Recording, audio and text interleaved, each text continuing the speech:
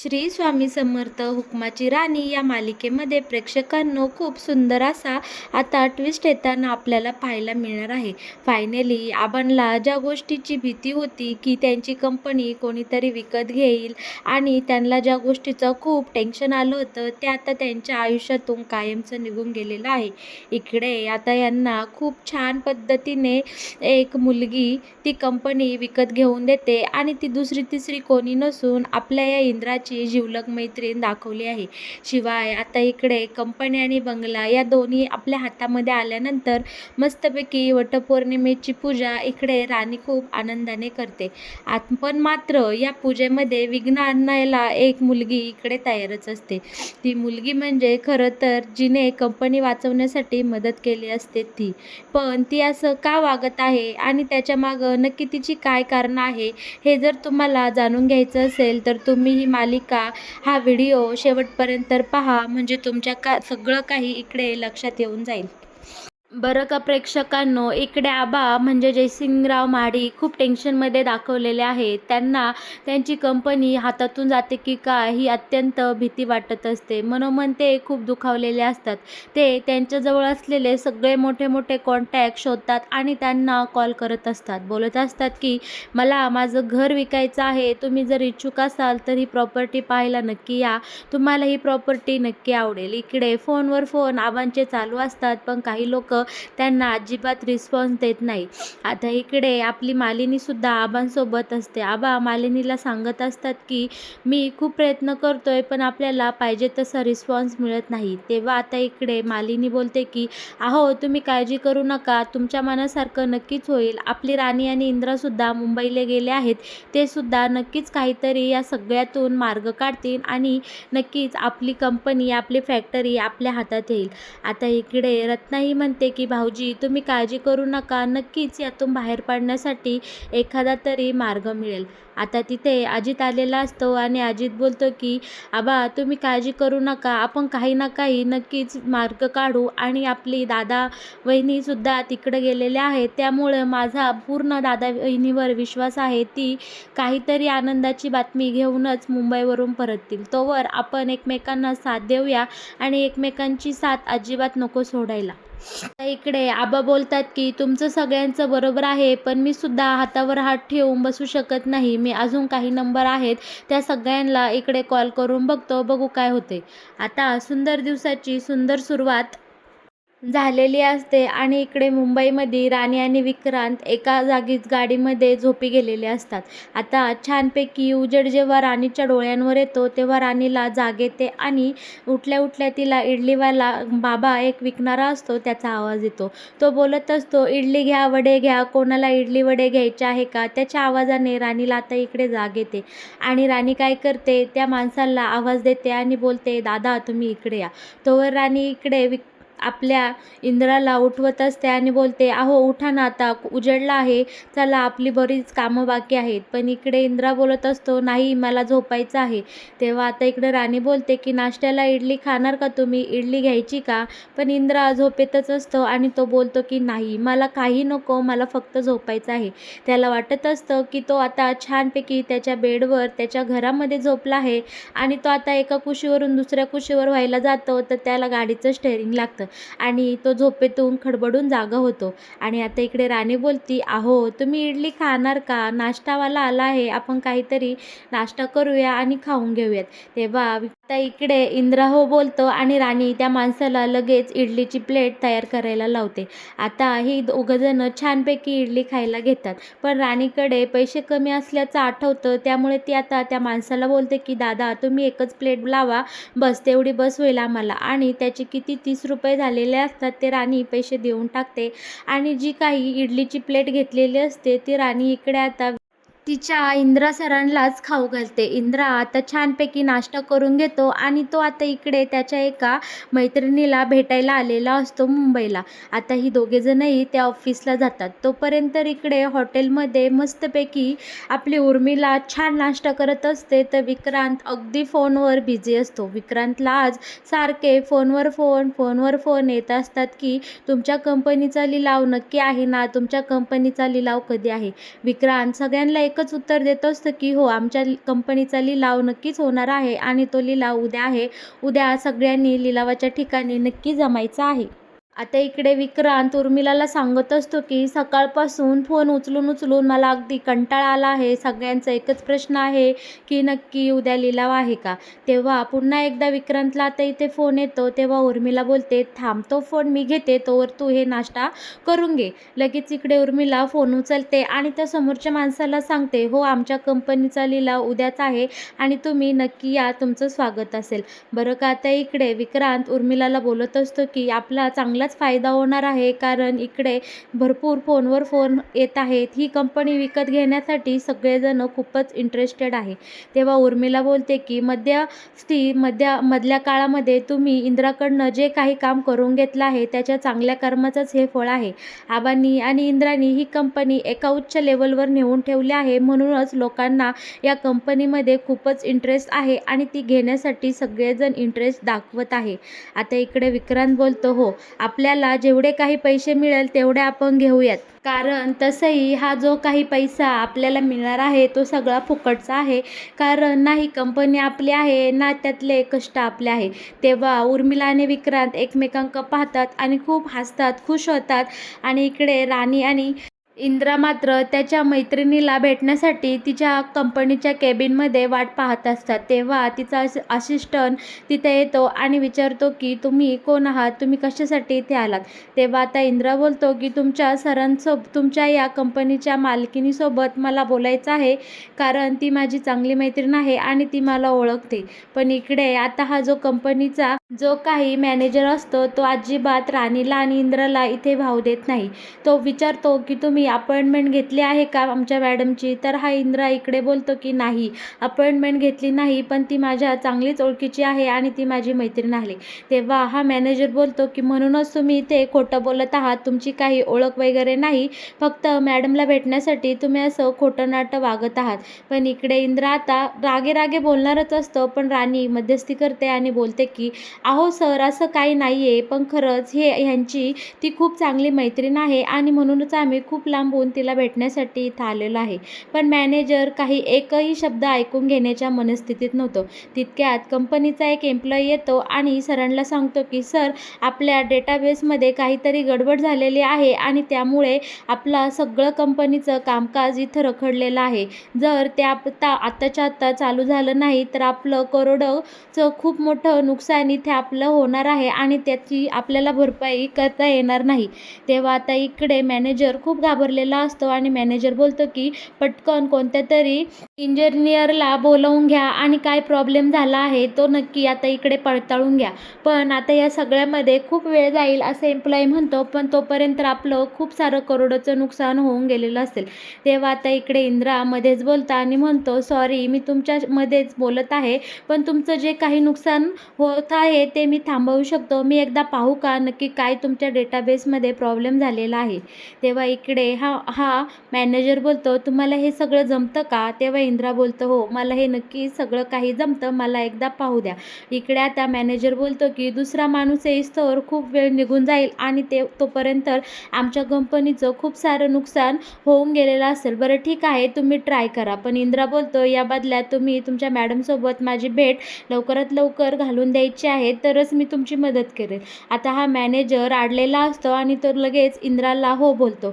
इंद्रा लगोलग आता कंपनीच्या या डेटाबेसच्या कामासाठी लागलेला असतो आणि तो कम्प्युटरवर लगेच त्याच्या अंगात जे काही स्किल असतो ते सगळे लावून आता त्यांचा प्रॉब्लेम सॉल्व्ह करायला लागलेला असतो. पण इकडे मॅनेजरने मात्र इंद्राला खूप कमी टाईम दिलेला असतो आणि डायरेक्ट टायमर लावलेलं असतं. बोललेलं असतं की या वेळात तुम्ही तुमचं काम पूर्ण करा. आता इंद्रावर खूप मोठी जबाबदारी येऊन पडलेली असते. तो सगळे प्रयत्न करतो आणि इकडे मॅनेजरचा या कंपनी वाचवण्याच्या कामाला लागलेला असतो. अगदी खूप प्रामाणिकपणे इंद्रा प्रयत्न करतो, पण मध्य काळामध्ये आता त्याचा सगळा इकडे कॉन्फिडन्स लो झालेला असतो. पण आपली राणी त्याच्या खांद्यावर प्रेमाने हात ठेवते आणि लगेच इंद्राला पुन्हा एकदा एनर्जी येते आणि इंद्रा या कंपनी कंपनीचं जे काही काम रखडलं आहे किंवा जे काही बिघडलं आहे ते एकदम पूर्ण करून दाखवतो आणि मॅनेजरला बोलतो की ऐका, तुम्ही आता तुमचा जो काही कोड आहे कंपनीचा तो स्कॅन करा किंवा इथे तो कोड नंबर टाका, तुमचा प्रॉब्लेम सॉल्व्ह झालेला आहे. आता इकडे मॅनेजरसहित सगळ्यांनी कंपनीच्या एम्प्लॉईंनी इकडे इंद्रासाठी टाळ्या वाजवलेल्या असतात. बरं का, आता इकडे इंद्राची त्याच्या मैत्रिणीसोबत भेट झालेली असते आणि आता इंद्रा गाडीमध्ये जाऊन बसलेला असतो. राणीला इंद्राचा खूप अभिमान वाटत असतो, कारण इंद्राने आज एक कंपनी करोडोच्या नुकसानापासून वाचवलेली असते. शिवाय या मॅनेजरचाही आता इकडे इंद्रावर खूप विश्वास बसलेला असतो आणि मॅनेजरने सुद्धा इंद्राला दिलेला शब्द पाळलेला आपल्याला इकडे पाहायला मिळणार आहे. दुसरीकडे मात्र आबांचे प्रयत्न चालूच असतात आणि अखेरीस आबांना हे बंगला विकण्यासाठी एक गिऱ्हाईक मिळालेलं असतं. तो खूप चांगला मनुष्य असतो. संपूर्ण बंगला पाहून झाल्यानंतर हा माणूस आबांना म्हणतो की वा, तुमचा बंगला तर खूपच सुंदर आणि आखीव आहे आणि या घरामध्ये खूप सुंदर पॉझिटिव्ह अशा वाईब येत आहेत. मग तुम्हाला हा बंगला का बरं विकायचा आहे? एवढं सुंदर बांधकाम आणि एवढा सुंदर बंगला आणि हे इथली वास्तू इतकी छान आहे, मग तुम्हाला का विकायची आहे? तेव्हा आबा इकडे बोलतात की खरं तर माझा नाईलाज झालेला आहे, म्हणून मला हे घर विकायचं आहे. हे घर आमच्यासाठी नुसती वास्तू नसून माझ्या मालतीने आणि मी एकमेकांनी कष्टाने आणि प्रेमाने बांधलेलं हे घर आहे. इथल्या सगळ्या भिंती मालतीच्या स्पर्शाने अगदी बोलक्या झालेल्या आहे आणि या घरामध्ये आमच्या खूप भावना आणि इकडे कष्ट गुंतलेले आहेत. शिवाय आमची मुलं लहानाची याच बंगल्यात झाली आहे. या बंगल्याचं आणि आमचं नातं खूप जिव्हाळ्याचं आहे. तर हा माणूस बोलतो की आबासाहेब, तुम्हाला जर या बंगल्याविषयी इतकं सारं वाटतंय तर तुम्ही का बरं हा बंगला विकाय काढला आहे? तेव्हा आबासाहेब बोलतात, जेव्हा आपलीच माणसं फसवणूक करतात तेव्हा या वास्तूचं काय घेऊन बसलात? माझा पुतण्या विक्रांत याने फसवून माझ्या कंपनीच्या आणि बंगल्याच्या पेपर्सवर आमच्या सह्या घेतल्या आणि आमची प्रॉपर्टी काबीज केली. पण कोर्टाच्या मार्फत आम्ही आमचा बंगला तर मिळवला, पण ती कंपनी मात्र विक्रांतकडेच राहिली आहे आणि विक्रांत उद्या त्या कंपनीचा लिलाव करणार आहे आणि त्यासाठीच मला ती कंपनी विकत घेण्यासाठी खरं तर पैसा उभा करायचा आहे, म्हणून मी माझं हे राहतं घर विकायला काढलं आहे. खरं सांगायचं तर त्या कंपनीमध्ये माझा खूप जीव अडकला आहे.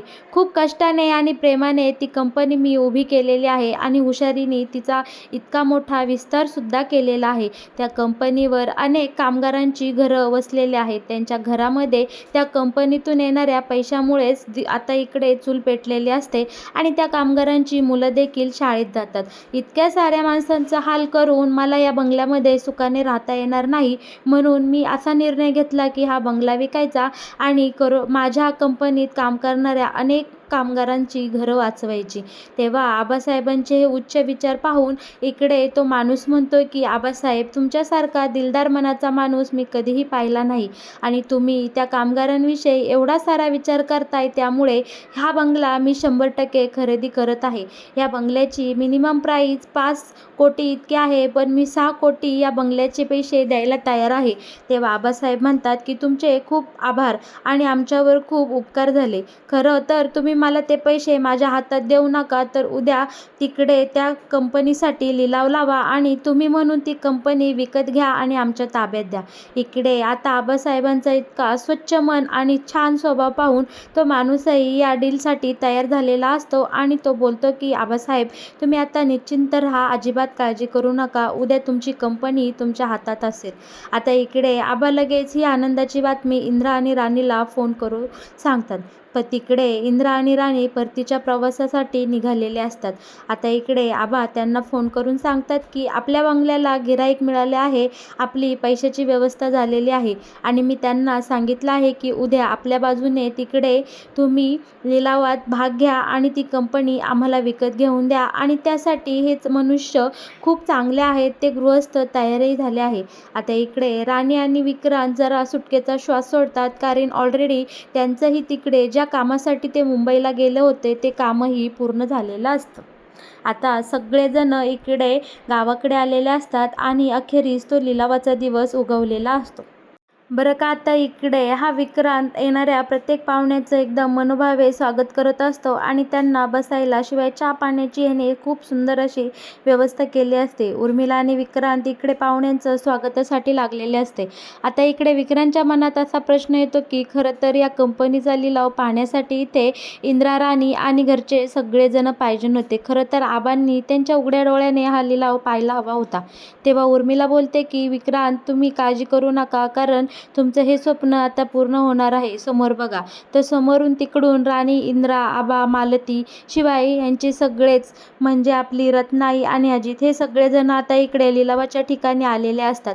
यांना पाहून खरं तर विक्रांतला खूप आनंद झालेला असतो, कारण विक्रांतची मनोमन इच्छा असते की या सगळ्यांसमोर या त्यांच्या या कष्टाने उभ्या केलेल्या कंपनीचा लिलाव व्हावा. आता इकडे आबासुद्धा आलेले असतात आणि आबा म्हणतात की राणीला बोलतात की बघूया राणी, आज माझ्या कष्टाच्या फळाची चीज होते का या विक्रांतचा सगळा मूर्खपणा जिंकतो, का या विक्रांतचा बिनकामाचा अहंकारी हट्टीपणा. तेव्हा आता इकडे सगळेजण बोली लावायसाठी जमलेले असतात आणि सगळ्यांनी आपापली जागे बसून चहा पाणी घेतलेला असतो. प्रत्येकजण त्याच्या ऐपतीनुसार इकडे बोली लावत असतं. 3 लाख, 4 लाख, 5 लाख, 6 लाख. अखेरीस 6 लाखावर बोली येऊन थांबते आणि आबांनी इकडे ज्या माणसाला नेमलेलं असतं, घर विकलेलं असतं, तो माणूस बोलतो की आबासाहेब, 6 लाखाच्या वर मी आता एकही बोलू लावू शकत नाही, कारण मी आता तुमच्या प्रॉपर्टीसाठी फक्त एवढेच पैसे देऊ शकतो. आता आबा इकडे पूर्णपणे हारून गेलेले असतात आणि आबा बोलतात की संपलं सगळं. आता मी ही एवढ्या कष्टाने उभे केलेली कंपनी आता लिलावात जाणार आणि या सगळ्या कामगारांचं भविष्यसुद्धा आता अंधारात जाणार आहे. हे सगळं मला आता सहन होत नाही, असं आबासाहेब तोंडातून बाहेर शब्द काढणार तर तोच तिथे एक आवाज येतो की मी या कंपनीसाठी 15 करोडची बोली लावायला तयार आहे. आणि हे शब्द ऐकतात सगळेजण पाठीमागे वळूवळू पाहतात आणि जी कोणी बोली लावलेली असते ती दुसरी तिसरी कोणी नसून या इंद्राची जिवलग मैत्रीण आलेली असते आणि तिने इंद्राला इकडे विक्रांतकडून 15 कोटीला ही कंपनी मिळवून दिलेली असते आणि ती आपल्या इंद्राच्या ही कंपनी सगळ्यांसमोर स्वाधीन करते. आता इकडे विक्रांत जिंकूनही हारलेला असतो आणि आपला इंद्रा आणि राणीचा अखेरीस विजय झालेला असतो. सगळेजण खूप आनंदात असतात आणि इंद्रा त्याच्या मैत्रिणीचं खूप कौतुक करतो आणि तिचे खूप आभारही मानतो. राणीही तिचे खूप आभार मानतात. आता इकडे बंगला आणि कंपनी या दोन्हींचाही संघर्ष संपलेला असतो आणि आबांच्या आयुष्यात सुद्धा अखेरीस तो दिवस आलेला असतो की त्यांना त्यांची हक्काची कंपनी त्यांच्या हातात मिळालेली असते.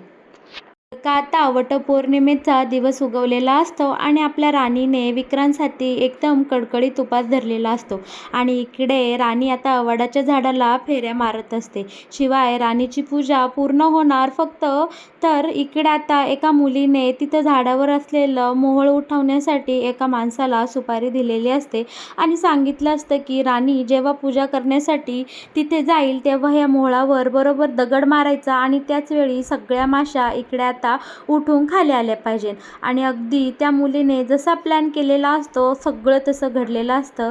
राणी छान नटून थटून इकडे आता वडाची पूजा करायला लागलेली असते आणि तेव्हाच नेमक्या त्याच वेळी त्या मोहोळावर या माणसाने दगड मारलेली असते आणि सगळ्या माशा इकडे उठलेल्या असतात आणि सगळ्याजणी राणीच्या अंगावर धावून गेलेल्या असतात. त्या मुलीला मात्र इकडे खूप आनंद झालेला असतो, कारण तिचा प्लॅन इकडे 100% सक्सेसफुल झालेला असतो. पण या सगळ्यामध्ये इकडे मालती आणि राणीची आई राणीला खूप आवाज देत असते की बाळा, इकडे ये, तू ही पूजा करू नकोस. पण राणी बोलत असते की माझी वटपौर्णिमेची पहिलीच पूजा आहे आणि मी माझ्या इंद्रा साठी ही पूजा पूर्ण करणारच आहे. पण या सगळ्यामध्ये आपला हिरो म्हणजे इंद्रजितराव इकडे उडी मारून येतात आणि येताना सोबत घोंगडी आणलेली असते. आता इंद्रा राणी आणि त्याच्या अंगावर ही घोंगडी घेतो आणि वटपौर्णिमेच्या वडाच्या या 7 फेऱ्या पूर्ण करतात आणि जन्मजन्मी हाच नवरा मिळावा म्हणून राणीने इकडे वडाला साकडं घातलेलं असतं. आता राणी आतमध्ये या घोंगडीच्या दोघेजण एकमेकांकडे पाहत असतात आणि प्रेमाने बोलत बोलत असतात की आता राणी बोलते की इंद्रा सर आपल्या दोघांना कुणीही वेगळं करू शकत नाही, कारण आता खऱ्या अर्थाने ही वटपौर्णिमा साजरी झालेली आहे आणि माझ्या या पूजेमध्ये अजिबात खंड आलेला नाही. आता इकडे राणीची पूजा व्यवस्थितपणे पार होते, पण हे सगळं कोणी केलं आहे हे आपल्या इंद्राला चांगलंच माहीत असतं. इंद्रा आता त्याच्या लाडक्या मैत्रिणीसमोर जातो आणि तिच्या सनकेने कानाखाली पेटावून देतो आणि बोलतो की बोल, तू कशासाठी असं केलं? तू त्या माणसाला पैसे देताना मी पाहिलं होतं आणि तू त्याला का बरं हे मोहोळ इकडे उठवायला सांगितलं? तुझ्या या घाणेरड्या प्रकारामुळे माझ्या राणीला किती त्रास झाला आहे याची तुला कल्पनासुद्धा नाही. तर बरं का प्रेक्षकांनो, आता इकडे मालिकेमध्ये हा जो काही नवीन वळण आलेला आहे हे तुम्हाला आवडलं का नाही हे मला नक्कीच आपल्या कमेंट बॉक्समध्ये सांगा. आणि हो, हुकमाची राणी या मालिकेत येणारे असेच नवनवीन अपडेट जर तुम्हाला सगळ्यात आधी जाणून घ्यायचं असेल तर तुम्ही आपल्या या चॅनलला नक्की सबस्क्राईब करा. आणि हो, या व्हिडिओला लाईक केल्याशिवाय अजिबात पुढे जाऊ नका. धन्यवाद.